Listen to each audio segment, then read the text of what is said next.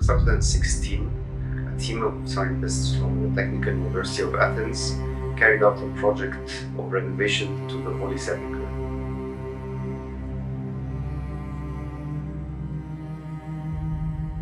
The Church of Holy Sepulcher in Jerusalem, also known as the Church of Resurrection, remains one of the world's major pilgrimage destinations and the holiest place of the Christian faith.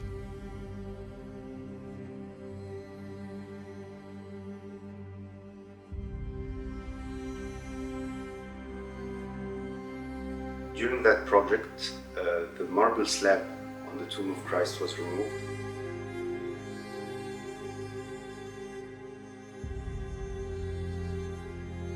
Samples from the original limestone rock was taken.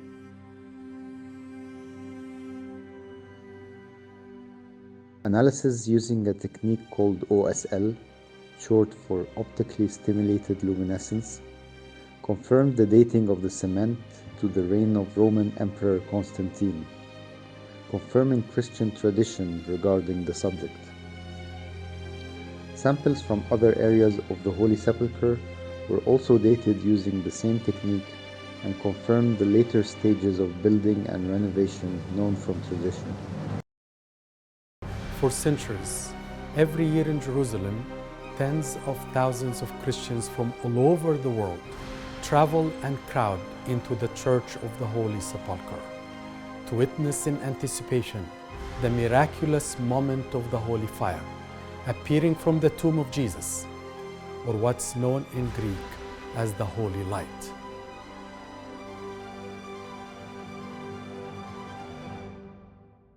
True to its name, the Holy Church is home of both Golgotha, the hill on which Jesus Christ was crucified, as well as the tomb close to Golgotha that Jesus' dead body was buried and where he arose from the dead. This remarkable miracle takes place in the same manner, in the same place, and at the same time every year, on the eve of the Orthodox feast of the Holy Resurrection, or otherwise known as Bright Saturday. The crowded church erupts in an overwhelming level of emotions, from gasps and cheers to sobs and tears, in celebration of the miracle. The one dark and dim church is now immensely lit up as the fire immediately spreads throughout the church, then throughout Jerusalem, and then into the world. Interestingly, the first written account of the Holy Light at the Church of Resurrection dates from the 4th century. But authors wrote about the events that occurred in the 1st century. St. George of Nyssa and St. John Damascene narrated how the Apostle Peter saw the Holy Light in the Holy Sepulcher 1 year after Christ's resurrection, 34 AD.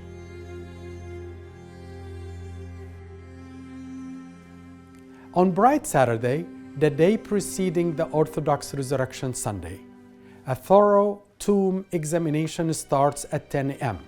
and lasts for about 2 hours, conducted by Israeli policemen who are not Christian but Jews, and under the supervision of the head of the Israeli Police Department and the Jewish mayor of the city as well.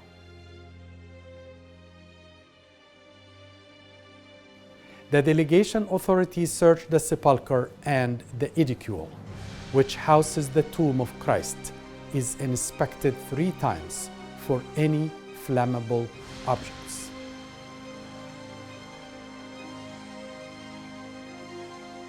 After it is determined that the Holy Tomb is void of any flammable substance, and under the watch of Israeli authorities, 2 Muslim families who have the authority of keeping guard on the Church of the Resurrection lock the church door and place their seal on the wax, similar to what happened on Jesus' tomb by the Romans during the burial. The Gospel recounts of the Roman guards that went to seal the tomb of Jesus so that his disciples would not steal his body and claim he had risen. Beginning around 11 a.m., the Christian Arabs chant traditional hymns in a loud voice. These chants date back to the Turkish occupation of Jerusalem in the 13th century, a period in which Christians were not allowed to chant anywhere but in the churches. They say, "We are the Christians. We have been Christians for centuries, and we shall be forever and ever. Amen." The ceremony starts at noon of the Holy Saturday, when the Greek Orthodox Patriarch of Jerusalem with his escort archbishops, priests, deacons, and the Armenian Patriarch, followed by the Coptic Metropolitan and his monks and deacons, followed by the Syrian delegates, gather before the Holy Tomb while it is enclosed and sealed.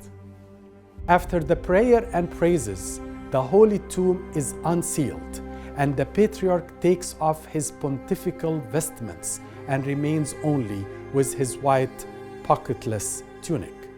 He takes extinct 3 sets of 33 candles representing Jesus' age on earth and enters the Holy Tomb. All the lamps are off and nothing is on in the Holy Tomb or the Holy Sepulcher.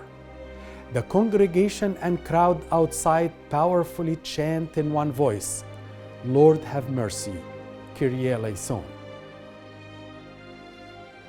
Once the Greek Patriarch comes out with the divine flame, a roar resounds in the church as everyone witnesses the Greek Patriarch coming out with the divine flame. The bundled candles are lit up and shining brightly in the darkness. A truly amazing wonder which reveals and parallels the very light in which Christ was raised from the dead and how his light is spread throughout the world. The church bells begin to ring throughout Jerusalem as the holy light is not only distributed by the Archbishop to the faithful, but operates also by itself. It is emitted from the Holy Sepulcher with a hue completely different from that of natural light. It sparkles, it flashes like lightning, it flies like a dove throughout the tabernacle of the Holy Sepulcher and lights up the unit lamps of olive oil hanging in front of it. It whirls from one side of the church to the other. Many believers have also claimed and attest that this miraculous light had spontaneously ignited unlit candles while they are holding it in their hands. It is said, for the first several minutes after the holy fire's appearance, the faithful bathe their faces and hands in the flame as an act of being washed or cleansed with the holy fire without being burned or harmed, validating the divine and supernatural origin. Let's take a deeper look into the description of the tomb. The cave, or the edicule, kubikulion in Greek, from Latin edicule, is 20 by 25 feet structure within the Church of the Holy Sepulcher, enclosing the remains of a cave that has been venerated since at least the 4th century AD. The transformation of the original cave was part of a building project initiated by Saint Constantine the Emperor in the 4th century.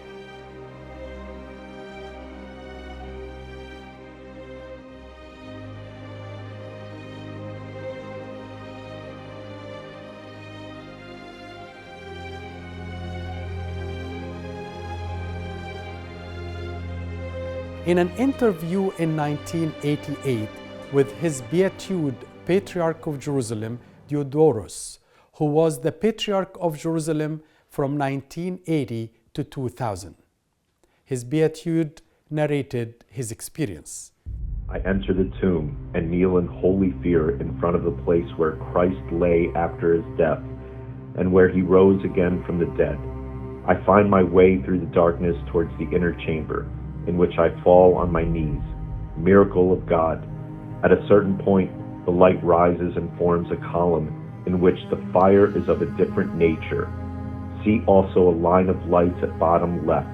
Here I say certain prayers that have been handed down to us through the centuries, and having said them, I wait. Sometimes I may wait a few minutes, but normally the miracle happens immediately after I have said the prayers. From the core of the very stone on which Jesus lay, an indefinable light pours forth. It usually has a blue tint, but the color may change and take many different hues. It cannot be described in human terms. The light rises out of the stone as mist may rise out of a lake. It almost looks as if the stone is covered by a moist cloud, but it is light. This light each year behaves differently. Sometimes it covers just the stone, while other times it gives light to the whole sepulcher so that people who stand outside the tomb and look into it will see it filled with light. The light does not burn. I have never had my beard burnt in all the 16 years I've been patriarch in Jerusalem and have received the holy fire. The light is of a different consistency than normal fire that burns in an oil lamp. At a certain point, the light rises and forms a column in which the fire is of a different nature, so that I am able to light my candles from it. When I have thus received the flame on my candles, I go out and give the fire first to the Armenian Patriarch and then to the Coptic. Hereafter, I give the flame to all the people present in the church. However, as with any miracle, critics believe that it is a fraud. Some claim that there is a hidden, flammable object either on the archbishop or inside the tomb.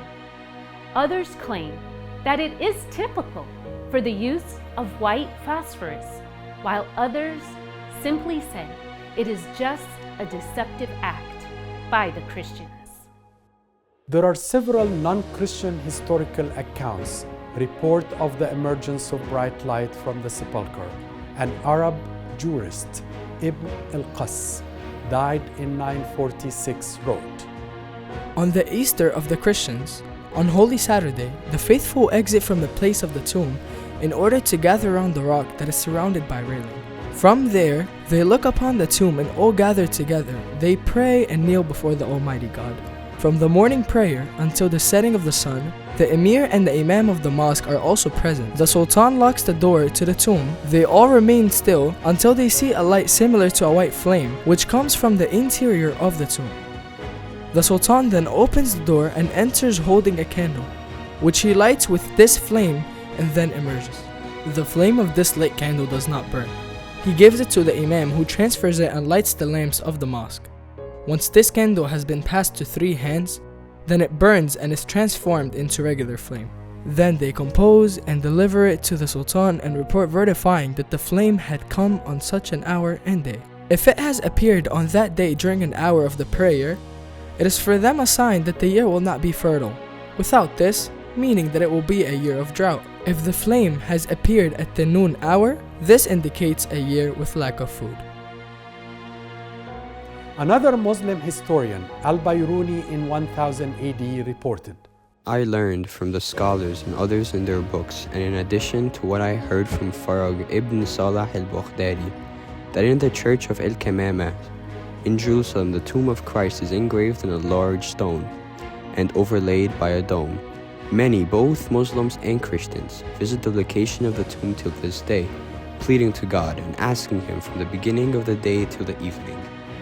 The Muezzin, the Imam of the mosque, and the Emir of the city stay by the tomb, placing by its door unlit candles. The Christians have extinguished their lamps and torches already prior to this and wait until they see a pure white fire, which causes a lamp to ignite. From this fire, the lamps in the mosques and in the churches are lit. Then a report is written to the caliph about the time at which the fire descended. If it occurred soon after the noon hour, a fertile year is expected, but if it is delayed until the evening or later, then an unfertile one is expected. The same source also tells that a governor brought a copper wire instead of a wick, in order that it won't ignite and the whole thing would fail to occur. But as the fire descended, the copper burned, the descent of this fire from above one day, which recurs after a specified time span, gives us occasion to be astounded. These were the historical claims from non-Christians dating back many centuries, proving that light or fire is true. But critics of the miracle used also some scientific concepts to claim that it is not a miracle. Some claim it was a white phosphorus, and others claimed that the patriarch must carry a flammable object. To answer that question, we have to really take a look at all of the facts, especially if we're going to make a claim like this. So let's just review a couple of things. The first thing is that the person who goes into the tomb to receive the holy fire, they're thoroughly searched, and this is by non-Christian security. So the security guards don't have any motive here. They're just searching the person going into the tomb to make sure that they're not carrying anything with them. Additionally, the tomb itself is also searched, right? Also by non-Christian security. So everything's being searched, everything's being done in a very controlled manner. So it doesn't really make sense that we say the person who's receiving the holy fire is bringing with them white phosphorus or organic solvent. This can be dismissed. Also, let's think about when white phosphorus was actually discovered. It was discovered in the late 1600s. And we know this miracle has been happening for many hundreds of years, not just starting from the 1600s. So again, it doesn't make sense that this started happening after the 1600s, and then you wouldn't be able to explain all the previous years. In addition, you would also need a steady supply of white phosphorus every year to the same place for hundreds of years. And this would have to happen without being caught, without having a mishap. For example, there's no reports, historically speaking, of white phosphorus being shipped to this area or being handled incorrectly. Remember, white phosphorus, if it's not handled correctly, it's going to self-ignite or explode. And so there are none of those reports, historically speaking, either.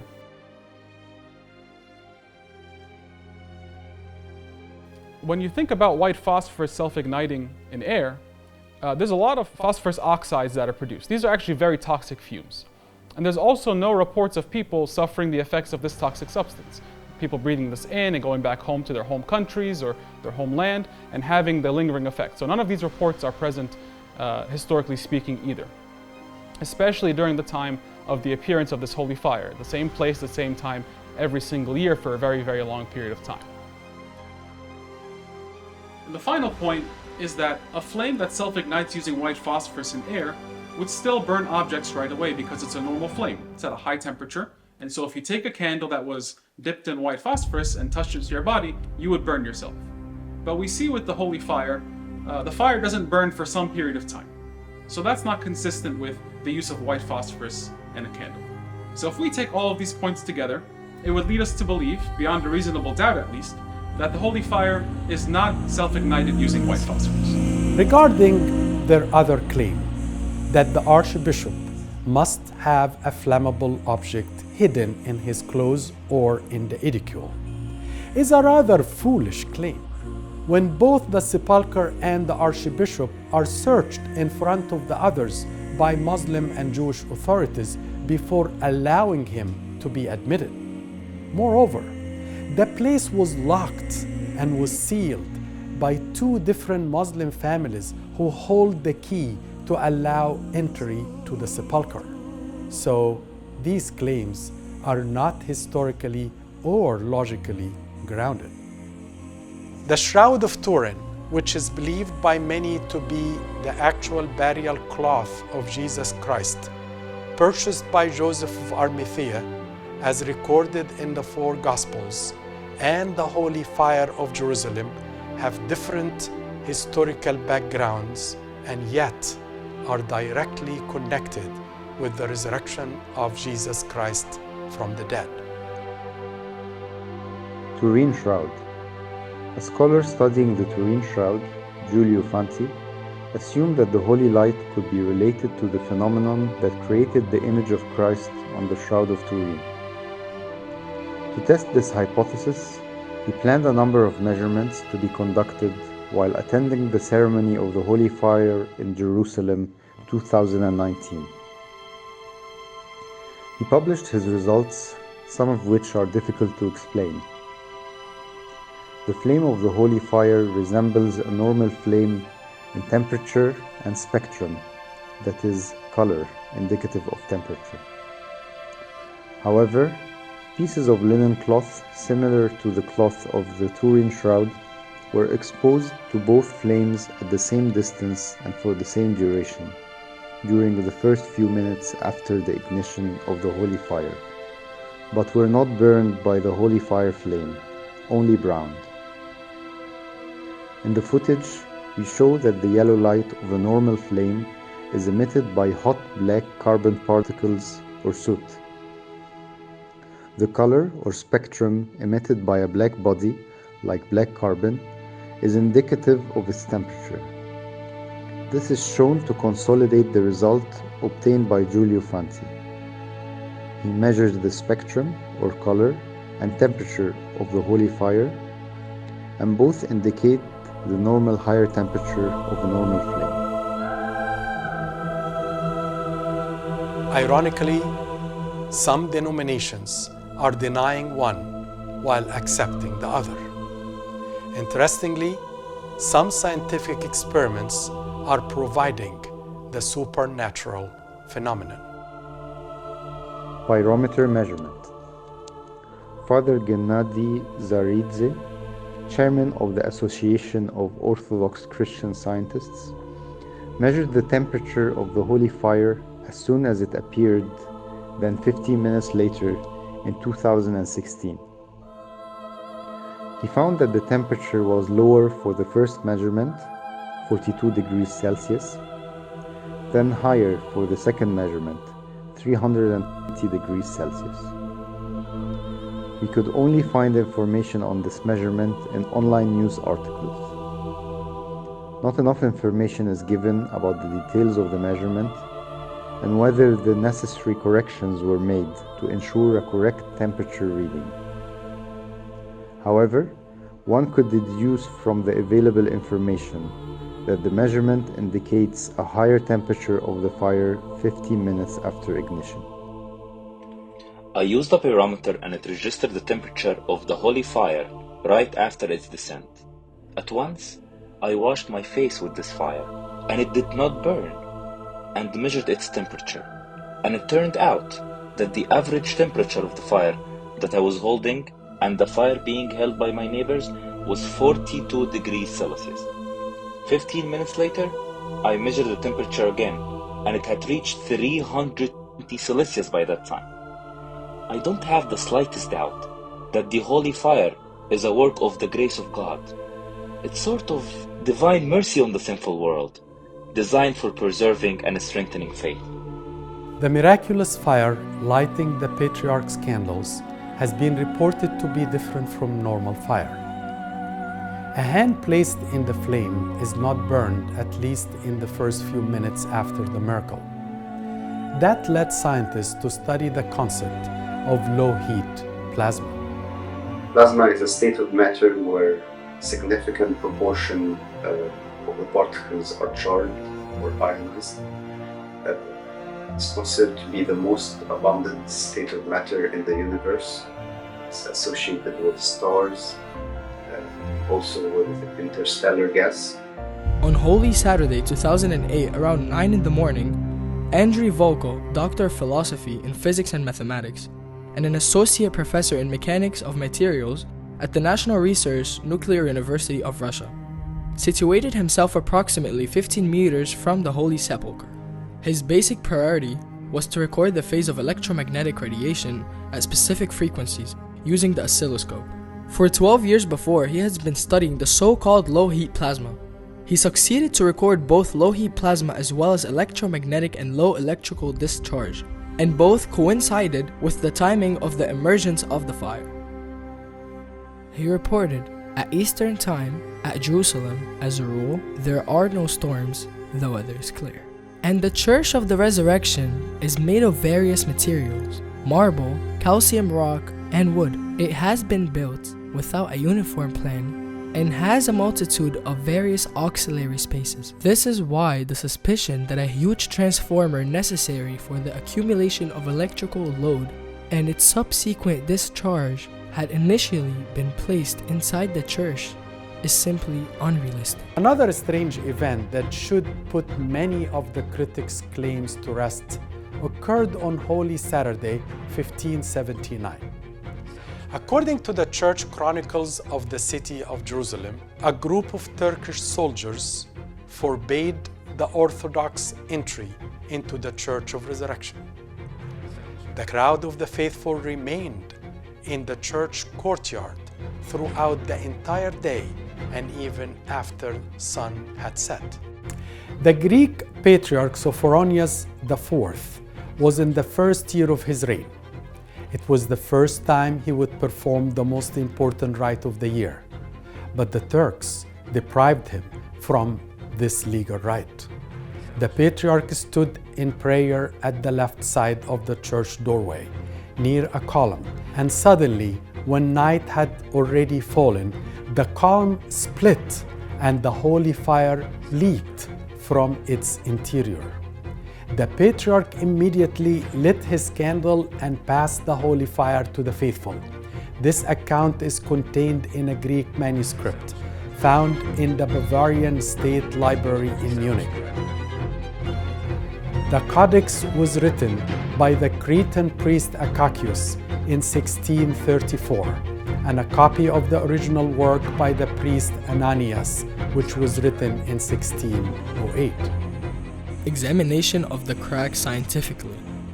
Evgeny Mikhailovich examined the analytical photographs of the crack and stated explicitly that it could only have appeared as a result of an electrical discharge. Because of its shape, he said that it was fully impossible for someone to manufacture such a crack. Imagine how powerful a transformer would have been necessary to produce it, and especially in the 16th century, when people had no idea about electrical energy. A leading Greek scientist in the field of fracture mechanics, the University of Athens, Professor George Papadopoulos, also examined the photographs and opined that the crack in the column was indeed produced by an electrical discharge, which must have occurred simultaneously with a seismic wave whose directions from below upward, which led him to conclude that, I quote, "One could only speak of a miracle."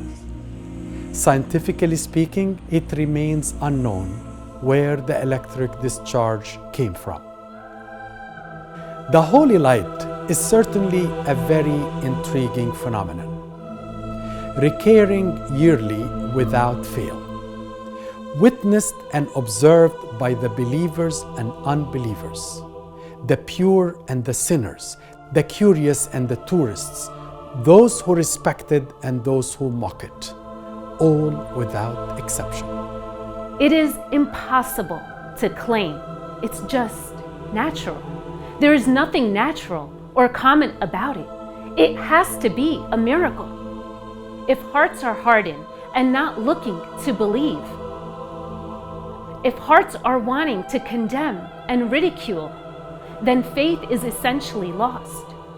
It's not an issue of facts, truth, or reason. It comes down to a matter of an unbelieving heart.